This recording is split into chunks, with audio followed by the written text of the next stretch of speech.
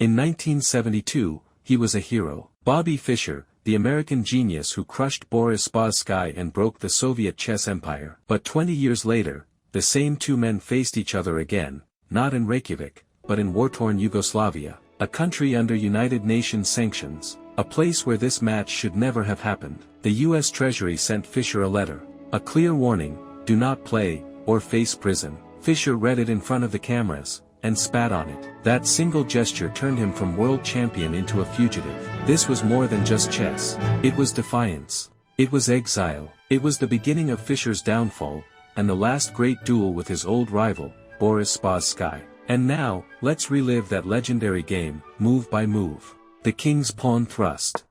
Spassky mirrors. Knight attacks the e5 pawn. White develops with tempo. The pawn is defended. Both knights now control the center. The Ruy Lopez, the bishop eyes the knight, undermining black's defense of e5. A battle-tested weapon of champions. Chasing the bishop away, Spassky says, decide now. The bishop retreats, keeping the pin alive. The tension remains. A developing move but also an attack on the e4 pawn. White castles to safety, indirectly defending e4 with tactical ideas. Black shields his knight and prepares to castle. The rook supports e4 directly. Fischer plays with precision. Black gains space and pushes the bishop away. The bishop retreats again, but it still eyes the sensitive f7 square. Spassky brings his king to safety. Now the real battle can begin. Fischer prepares the d4 break, the heart of the Ruy Lopez strategy.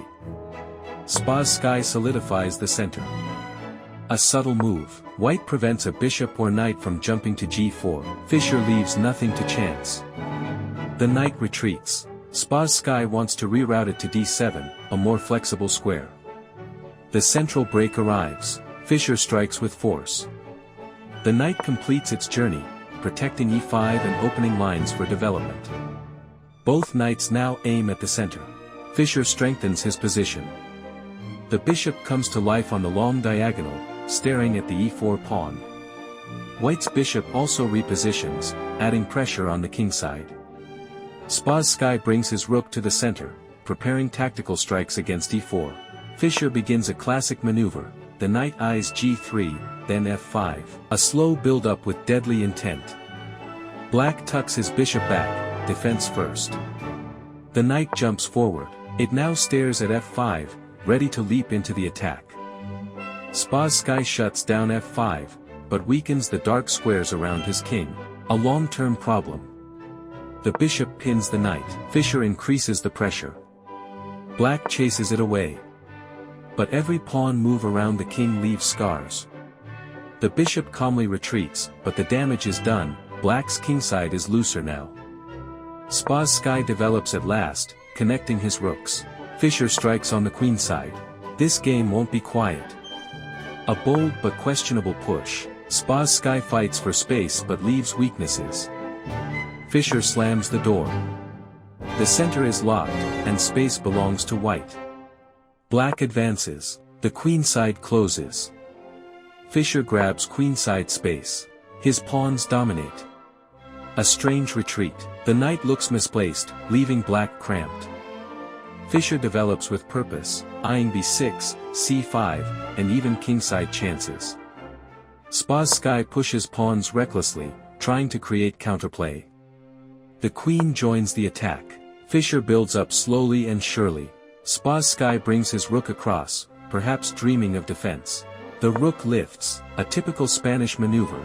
It can swing to g3 for attack, or b3 for pressure. The knight finally comes back, but is it too late? Double rooks on the a-file, the pressure mounts. Spassky brings his queen for defense. Fischer keeps flexibility. His rooks are ready to invade. Black lines up on the c-file. The board is heating up. Fischer's queen is repositioning, eyeing h6 and preparing tactics. Spassky reinforces the dark squares, but it's passive. The queen aims directly at h8. Fischer is circling like a predator. Black tries to hold everything together. Knight comes back, another repositioning. Fischer plays patiently, like a python squeezing. The bishop steps out, covering squares. Fischer reinforces d4 and prepares future knight jumps. Spassky brings his king to safety, or so he hopes. A retreat. Fischer recalculates, but it gives black a chance. A mistake. Spassky grabs a pawn, but now the tactics turn. Black tries to justify his sacrifice with activity. The bishop retreats, and suddenly black's center is weak. Spassky pushes forward, but Fischer is ready. A dubious capture. The a-file is now open, and Fischer's rooks will flood in. The rook penetrates the 7th rank, a huge tactical threat. Spassky's king runs for cover. Fischer misses the knockout but keeps pressure. Black trades rooks, but this only releases white's queen. The fight continues, but white dominates. A powerful pawn thrust. Fischer rips open lines against the king. Black takes, but that opens even more lines. Spassky blunders. The queen now invades. A desperate counterattack. Both sides exchange mistakes, but white's grip is still iron. A knight leap. Suddenly, f5 and g6 are under fire. Black defends. The queen strikes with tempo. The king is under fire. Spassky runs. The knight jumps forward, tearing holes in black's camp. A weak move. Fischer sacrifices material for initiative. Spassky's king is running in circles. Another knight joins. Both horses dance around the king. Black tries a last check. The king steps aside calmly. Desperate attempt. Perfect defense, and counterattack at the same time. Exchanges don't save black. The knight is powerful. Spassky tries to regroup. Fischer picks up material. The pawns are falling apart. A passive defense. Another pawn gone. White is converting. Too late. And it's over. Spassky resigns. Fischer wins the first game of his comeback match, and shows the world that even after 20 years, the legend was alive.